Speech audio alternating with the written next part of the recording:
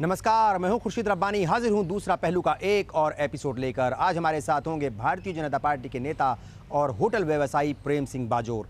कैसे ये फर्श से अर्श तक पहुंचे, कैसे एक मामूली आदमी से इतने बड़े होटल व्यवसायी बने और कैसे ये राजनीति में आए, यही आज आपको बताएंगे इस प्रोग्राम में, जिसका नाम है दूसरा पहलू। तो आइए शुरुआत करते हैं इस प्रोग्राम की और देखते हैं कि प्रेम सिंह बाजोर की ज़िंदगी के कौन कौन से वो पहलू हैं जिन्हें आज तक आप और हम नहीं देख पाए।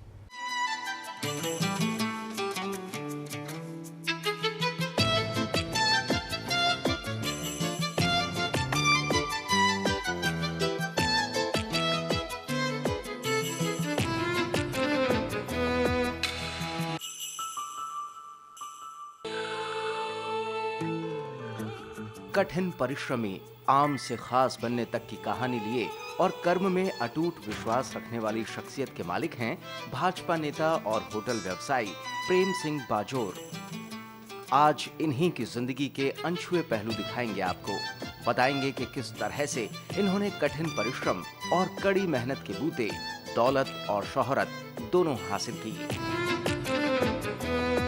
प्रेम सिंह बाजोर से मिलने हमारी टीम पहुंचती है सीकर रोड स्थित इनके फार्म हाउस पर।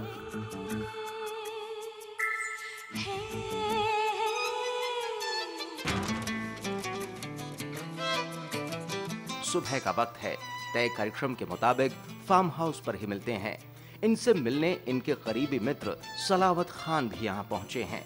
कुछ बातें होती हैं, प्रेम सिंह बाजोर को समझने और जानने की कोशिश करते हैं।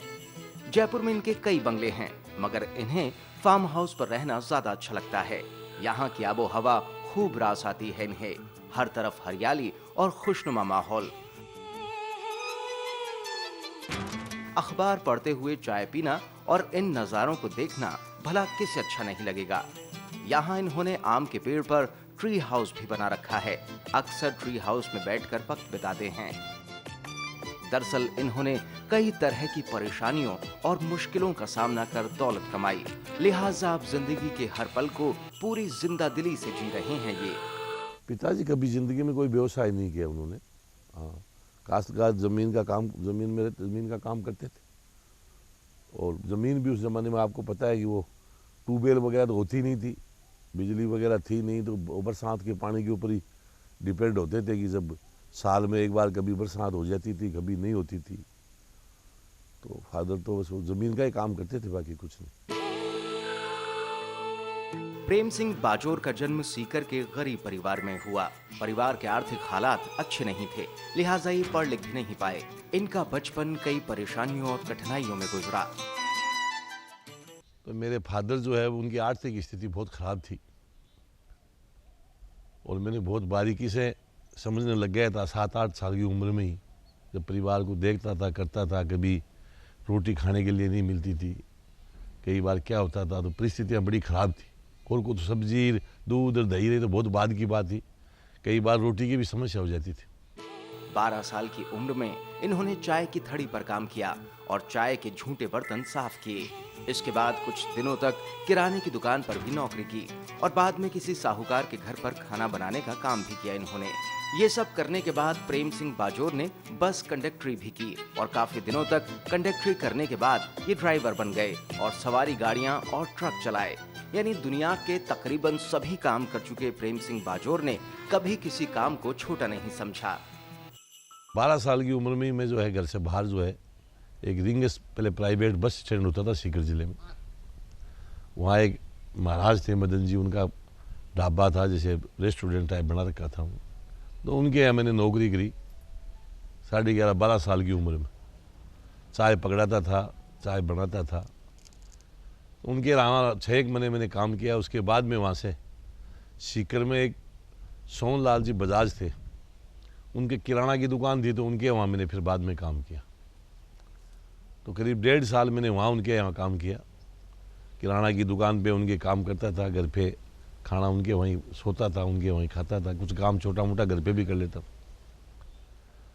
उसके बाद में जब हमारे गांव के पास में ही मेरी ग्राम पंचायत बाजोर है, ग्राम मलकेड़ा है मेरा, तो बाजोर में एक बीकानेर के एक दम्मानी परिवार था, वो भी बढ़िया ही थे जाति से।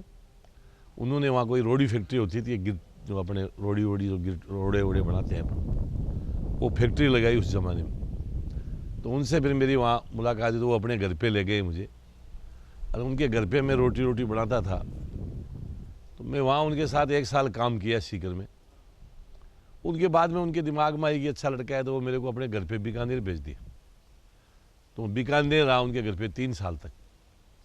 तो उनके दादाजी बुजुर्ग आदमी थे, उनके 3-4 बच्चे थे, लड़का लड़कियाँ। तो दादाजी बच्चों को खूब समझाते थे प्यार से कि बेटा ऐसे होना चाहिए, ऐसा होना चाहिए।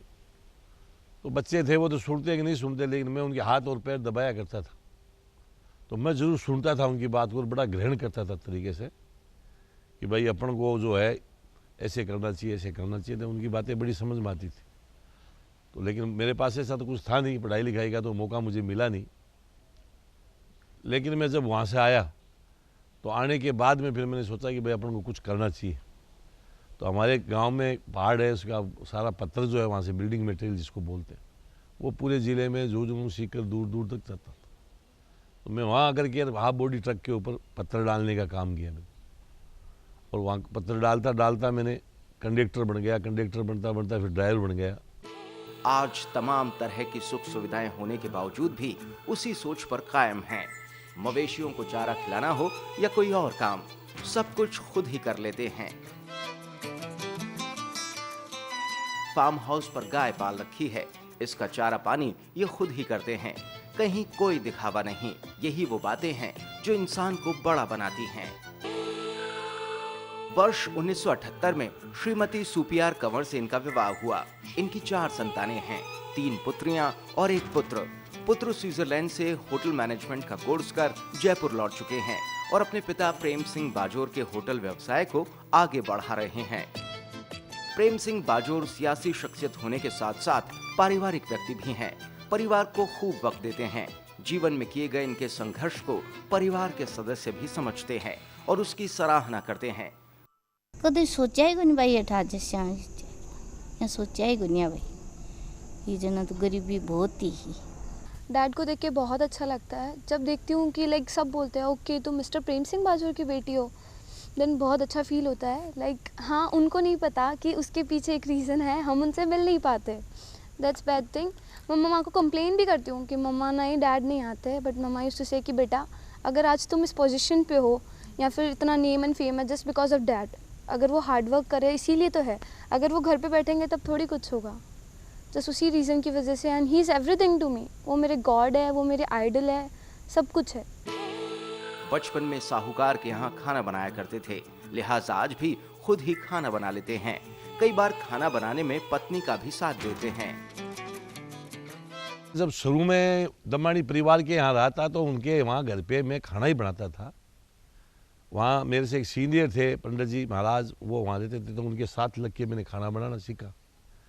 तो आज भी मैं जब फ्री होता हूँ तो मैं घर पे जाता हूँ कई बार, तो मेरी पत्नी के साथ उसकी मदद करता हूँ। उसकी सब्जी मैं बना लेता हूँ, चपाती वो बना लेती है। और जब जयपुर में रहता हूँ तो मैं मेरे फार्म हाउस पे रहता हूँ। रात को चाहे कभी भी लेट सपेट हो, मंत्री था तो भी यहीं आके रुकता था, चाहे 11 बजे 12 बजे। तो यहाँ भी सब्जी मैं खुद बनाता हूँ। मुझे जब तक आनंद नहीं आता ये सब्जी, तो हम लग जाते हैं फटाफट, कोई काट देता है, कोई क्या करता, सब्जी मैं खुद बनाता हूँ। चपाती कभी बना लेते हैं, कभी दूसरे से भी बनवा लेते हैं जो यहाँ रहते हैं लोग बाग। बाकी सब्जी मैं हमेशा खुद बनाता हूँ। मेरा मुझे शौक है सब्जी बनाने का, ताकि सब्जी बना करके सबको खिलाता हूँ, मैं भी खाता हूँ, आनंद आता है। आर्थिक तौर पर कमजोर होने के चलते राजनीति में आने की कहानी भी कम दिलचस्प नहीं है। 18 साल की उम्र में जब ये बस और ट्रक ड्राइवरी कर रहे थे, उसी वक्त गांव वालों ने इन्हें पंच बना दिया और इसके 3 साल बाद ये अपने गांव के सरपंच बन गए। 17 साल 18 साल की उम्र में मैं पंच बन गया था निर्विरोध। ये ड्राइवरी करता करता, गाड़ी चलाता चलाता और पंच बन गया था। तो गांव में कोई पंच चुनाव था सरपंच का, तो पंच बना दिया था। उसके बाद में जब नेक्स्ट पॉलिटिक्स भी मेरी शुरू से ही स्टार्ट हो गई थी 18 साल की उम्र में। जब 3 साल बाद में सरपंच के चुनाव आए तो मैं जब गाड़ी चलाता था, कुछ फैक्ट्री भी लगा ली थी, कुछ ठेकेदारी भी करने लग गया था, तो लोगों से थोड़ा संपर्क वगैरह, गांव में गरीब तो थे लेकिन खूब रखता था। तो फिर लोगों का बड़ा मेरे पे प्यार से नहीं होता था कि भाई ये बेचारा गरीब से निकल करके यहाँ तक इतना बड़ा काम किया है। तो पंचायत चुनाव आया तो मुझे सरपंच बना दिया गाँव वालों। सरपंच लड़ना है आपको, तो मैं 550 वोटों से चुनाव जीता। और साथ साथ वो ठेकेदारी का काम रहा, हमारे टायर रिमूव का काम भी हम करते रहे। फिर एक गाड़ी हमने हाफ बॉडी ट्रक ले लिया, उसमें 25% पाती मिलाई, फिर आधी मिलाई, फिर 1 हो गई, फिर 2 हो गई, फिर 3 हो गई, ऐसे 3 गाड़ियाँ भी हो गई थी। फिर वो गाड़ियाँ भी चलती रही, वो सारा काम होता रहा धीरे धीरे स्पीड पैसे में और मैं उसमें भी ठीक हुआ। उसके बाद में ठेकेदारी में संपूर्ण रूप से ज़्यादा से ज़्यादा ध्यान मैंने वहाँ साइड में लगाया। फिर पंचायत चुनाव, फिर 6.5 साल में बाद में चुनाव हुए, तो फिर दोबारा मैं सरपंच बन गया। राजनीति में इनकी राह ज्यादा आसान नहीं रही। ये अपने जीवन के हर पहले चुनाव को हारे हैं। पहली बार प्रधान का चुनाव हारे और दूसरी बार जीतकर प्रधान बने। पंचायत चुनाव हुआ उसी टाइम पे पंच और सरपंचों के वोट पड़ते थे उस जमाने। तो मेरे को प्रधान का चुनाव लड़ा मैं, हमारे रामदेव सिंह जी मेरिया कांग्रेस होते थे, तो उन्होंने सब ने मिला करके मेरे को चुनाव लड़ाया, लेकिन मैं चुनाव प्रधान का हार गया था। उसके बाद में चलता रहा सिस्टम, बिजनेस भी चलता रहा मेरा। फिर दोबारा जब इलेक्शन आया प्रधान का, तो फिर मैंने प्रधान का चुनाव फिर लड़ा, तो मैं प्रधान वहाँ पंचायत समिति पिपराड़ी में प्रधान रहा। जब प्रधान से पहले जो डेलीगेट का चुनाव लड़ना पड़ता है, जनता से जीत के आता है, वही प्रधान का चुनाव लड़ सकता है। तो मैं मेरी मिसेज दोनों चुनाव लड़े, तो हम दोनों ही जीत गए। मिसेज भी जीत गई, मैं भी जीत गया। तो हमने दोनों दो तो हम थे, बाकी और लोगों का साथ मिला। 25 उसमें डेलीगेट होते थे, 25 में से 15 वोट मुझे मिले, मैं प्रधान बन गया। प्रधान का कार्यकाल हमारा बहुत अच्छा रहा, बिजनेस भी साथ साथ हम करते रहे। इसके बाद विधानसभा का चुनाव लड़ा और हार गए, लेकिन इन्होंने हिम्मत नहीं हारी और पार्टी से दोबारा टिकट मांगा। चुनाव हारना जीतना कोई खास बात नहीं है। मेरा चुनाव में जनता की सेवा करना मेरा ये लक्ष्य है और मैंने ईमानदारी से काम किया है। शुरू से 17 साल से लेकर के अब तक हमेशा मैं कहीं न कहीं किसी न किसी पद पे रहा हूँ। आज भी मैं सॉफ्टबॉल का राष्ट्रीय अध्यक्ष हूँ, पूरे हिंदुस्तान में जाता हूँ और 3 टर्नओवर से अध्यक्ष हूँ। पहले राजस्थान का अध्यक्ष था, उसके बाद में 3 पूरे टर्नओवर कर लिए मैंने, तीसरा टर्नओवर मेरा पूरा होगा। तो बीच में लोगों के रहते हैं, कामकाज करते रहते हैं, सेवा भावना की हमेशा ईमानदारी से हमने काम किया। बिजनेस में 5 रुपये कमाते हैं, पॉलिटिक्स में लेकिन हम 5 रुपये कहीं भी जरूरत पड़ती है तो लोगों की सेवा के लिए खर्च करता रहता हूँ। लिहाजा दूसरी बार विधानसभा का चुनाव लड़ा और 12वीं विधानसभा के सदस्य बने। वसुंधरा राजे सरकार में ये सैनिक कल्याण बोर्ड के चेयरमैन रहे और इन्हें राज्य मंत्री का दर्जा मिला। मैंने एमएलए का चुनाव लड़ा, वहाँ हार गया सीकर से, भारतीय जनता पार्टी की टिकट पे। फिर अभी पिछले चुनाव में, इससे पिछले चुनाव में नीमका थाना से मैंने चुनाव लड़ा, वहाँ से मैं चुनाव जीता। बिजनेस भी हमारा साथ साथ चलता रहा, ठेकेदारी का काम भी हम करते रहे। और उसके बाद में 5 साल में एमएलए रहा। एमएलए के साथ साथ मुख्यमंत्री जी ने मुझे जो है ये सैनिक कल्याण बोर्ड का चेयरमैन बनाया, राज्य मंत्री का दर्जा दिया और 5 साल मैंने राजस्थान में खूब घुमा, खूब शिविर लगाए। ये मुझे मेरे मुंह से कहने की आवश्यकता नहीं है। राजस्थान के इतिहास में देश आज़ाद होने के बाद में सैनिकों का काम कभी भी इस प्रकार का नहीं हुआ। मैंने हर जिला हेडक्वार्टर पे राजस्थान में शिविर लगाए, कभी नहीं लगा। और पूरे प्रशासनिक अधिकारियों को मैंने जिला हेडक्वार्टर पे साथ लेके बैठता था।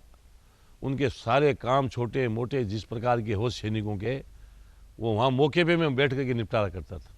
बहुत से काम ऐसे होते थे वो नहीं कर पाते थे, तो उनको मैं टाइम बाउंड करता था कि 10 दिन में काम करके कलेक्टर एसपी को, जिससे संबंधित अधिकारी होते थे, आप मुझे सूचना करेंगे।